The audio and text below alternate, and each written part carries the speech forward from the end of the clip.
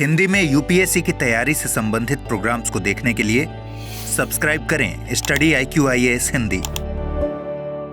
नमस्कार साथियों, मैं कुणाल आप सभी का study IQIAS Hindi YouTube channel पे स्वागत करता हूं।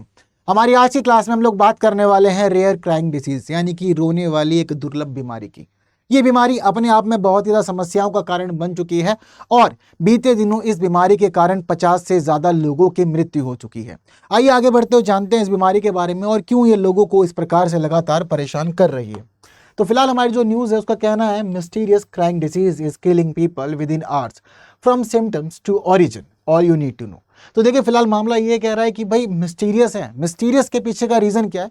दरअसल फिलहाल हमारे जो स्वास्थ्य विशेषज्ञ हैं वो लोग समझ ही नहीं पा रहे हैं कि ये बीमारी उभरी कैसे, इसकी उत्पत्ति कैसे हुई और कैसे ये एक व्यक्ति से दूसरे व्यक्ति में फैल रही है और इसकी वजह से इतनी बड़ी संख्या में लोगों की मृत्यु होती जा रही है।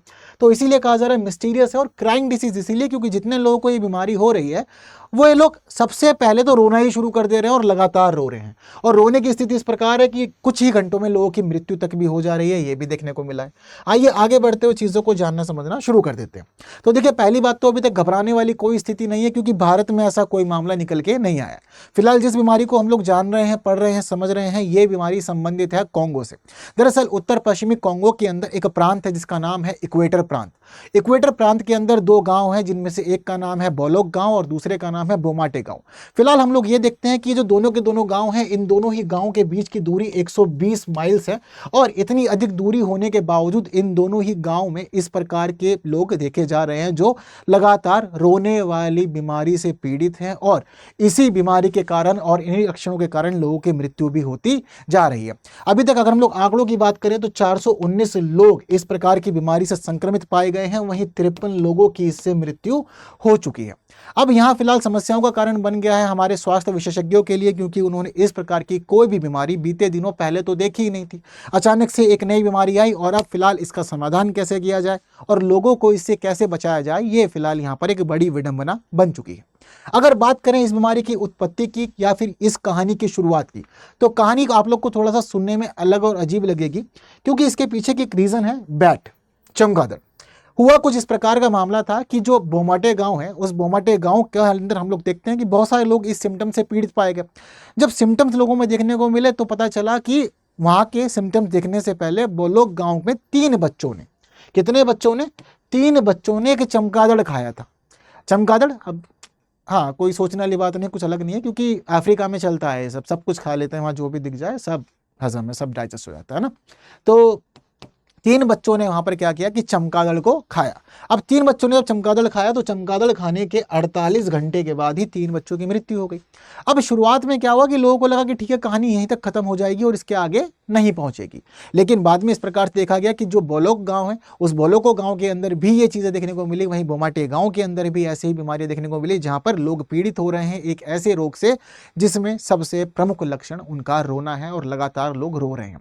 हालांकि शुरुआत में ये माना गया कि हो सकता है कि जो ये चीज़ें सब कुछ निकल करके आ रही हैं ये मुख्य रूप से मलेरिया से संबंधित हो और शुरुआत में डॉक्टर्स यही मान रहे थे कि ये शायद हो सकता है कि मलेरिया का मामला है। लोग मलेरिया यानी कि मच्छर से संबंधित ही किसी बीमारी का सामना कर रहे हैं और इसको कंट्रोल किया जा सकता है।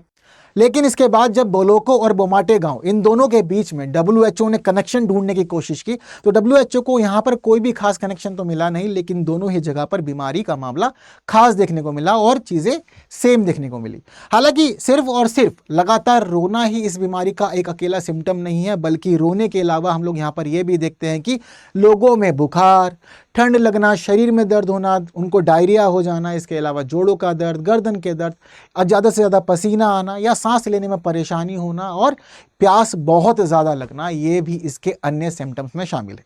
जब शुरुआत में डॉक्टर्स को लगा कि मलेरिया हो सकता है तो बाद में इस पूरे के पूरे मामले को खारिज कर दिया गया कि नहीं मलेरिया तो नहीं है, ये कुछ और है।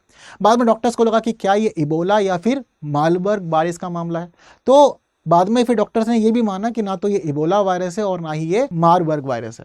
तो जब ये वायरस का मामला जो था वो भी निपट चुका। अब फिलहाल डॉक्टर यहाँ पर फोकस कर रहे हैं कि या तो ये भोजन या फिर पानी की विषाक्तता के कारण उत्पन्न कोई बीमारी हो सकती है, या फिर ये मेनिंजाइटिस से संबंधित मामला हो सकता है, या फिर ये टाइफाइड से संबंधित मामला हो सकता है। हालांकि इन सभी चीज़ों के अलावा फिलहाल जो हमारे डॉक्टर्स हैं उनका फोकस इस बात पर खास तौर पर है कि क्या ये जूनोटिक संचरण का मामला है, क्योंकि अगर ये जूनोटिक संचरण हुआ तो अपने आप में ये एक गंभीर समस्या हो सकती है। और अगर हम लोग बात करें कांगो की, तो कांगो पहले ही जूनोटिक संचरण के मामले में बहुत ही ज़्यादा संवेदनशील रहा है और बीते एक दशक के अंदर कांगो में ही 60% से ज़्यादा वृद्धि देखी गई है जूनोटिक संचरण के मामलों की। अब जूनोटिक संचरण जनरली सामान्य शब्दों में हो सकता है कि बहुत सारे लोग जानते हो, बहुत सारे लोग नहीं भी जानते हो, बट फिर भी एक बार मैं क्लियर कर देता हूं। दरअसल जूनोटिक संचरण कुछ ऐसी बीमारियों को कहा जाता है जो बीमारियां हमारे शरीर में जानवरों से फैलती है, यानी कि जानवरों से मनुष्यों में होने वाली बीमारियों को हम लोग जूनोटिक संचरण के रूप में जानते हैं। तो फिलहाल डॉक्टर्स का खास फोकस जूनोटिक पर भी है, पर यह समझ लीजिए कि सारी की सारी गुत्थी अभी अनसुलझी है। डॉक्टर्स जानते ही नहीं है कि क्या रहा है इसकी उत्पत्ति के कारण और कैसे ये एक से दूसरे में फैल रहा है। बस लक्षण दिखाई दे रहे हैं और लोगों की मृत्यु का आंकड़ा लगातार बढ़ता जा रहा है। इसके अलावा डॉक्टर्स को कुछ भी समझ में नहीं आ रहा है। अब इस बीमारी को कंट्रोल करने के लिए जरूरी है कि पहले डॉक्टर्स को ये तो एक्चुअल में पता लगे कि ये बीमारी हो किस वजह से रही है, तभी तो इसको कंट्रोल किया जा सकता है। अभी फिलहाल उनको इसके रीजन ही पता नहीं चल रहे हैं, जिसकी वजह से आगे की कार्रवाई हो ही नहीं पा रही है। बस बाकी कोशिशें की जा रही हैं कि लोगों को कैसे भी करके बचा लिया जाए, अधिक से अधिक जान नहीं जाए। हालांकि यहां पर सिर्फ और सिर्फ फेलियर कांगो का ही नहीं माना जा रहा है, बल्कि यहां पर माना जा रहा है कि अमेरिका की भी बड़ी भूमिका रही है।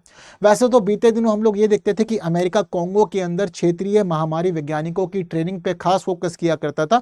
सिर्फ इतना ही नहीं बल्कि यूएसएड के द्वारा कांगो के लिए खास फंड्स भी अलॉट किए जाते थे। लेकिन जब से अमेरिका ने मना कर दिया है यूएसएड के लिए, साफ तौर पे इसको खारिज कर दिया है, इसको समाप्त कर दिया है, तो यूएसएड की समाप्ति के बाद हम लोग ये देख रहे हैं कि अब कांगो के अंदर बीमारियों का मामला तेजी से बढ़ रहा है और अब कांगो बीमारियों के प्रति और भी अधिक संवेदनशील हो गया है और भी अधिक प्रभावित देखने को मिल रहा है। हालांकि वर्तमान में जो हमारी ये एक रेयर क्राइंग डिसीज का मामला हम लोग पढ़ रहे हैं, जान रहे हैं, समझ रहे हैं, इससे संबंधित गुत्थी भी पूरी अनसुलझी है। WHO भी चीज़ों को नहीं समझ पा रहा है और जो स्थानीय हेल्थ एक्सपर्ट हैं वो लोग भी चीज़ों को प्रॉपरली नहीं समझ पा रहे हैं कि ये चीज़ें कैसे टैकल की जाएं, कैसे मैनेज की जाएं। बट फिर भी उम्मीद करते हैं कि यहाँ तक का मामला जो है वो तो फिलहाल आप लोग को क्लियर हो गया है। बाकी इससे जुड़ी हुई जो आगे की चीज़ें आएंगी वो भी आप लोग को क्लियर की जाएंगी, जो भी जानना समझना हमारे लिए ज़रूरी रहेगा। बट फिलहाल आज की क्लास में इतना ही। आगे की बातें हम लोग करेंगे हमारी कुछ और नए वीडियोस में, लेकिन फिलहाल आप लोग बाकी लोगों तक ये जानकारी पहुंचाने के लिए वीडियो शेयर कर सकते हैं। जिन्होंने लाइक नहीं किया कर दीजिएगा और सब्सक्राइब कर लीजिए हमारे YouTube channel study IQ IAS Hindi को। तो आज के लिए दीजिए मुझे विदा। Thank you so much. जय हिंद। हिंदी में यूपीएससी की तैयारी से संबंधित प्रोग्राम्स को देखने के लिए सब्सक्राइब करें स्टडी IQ IAS हिंदी।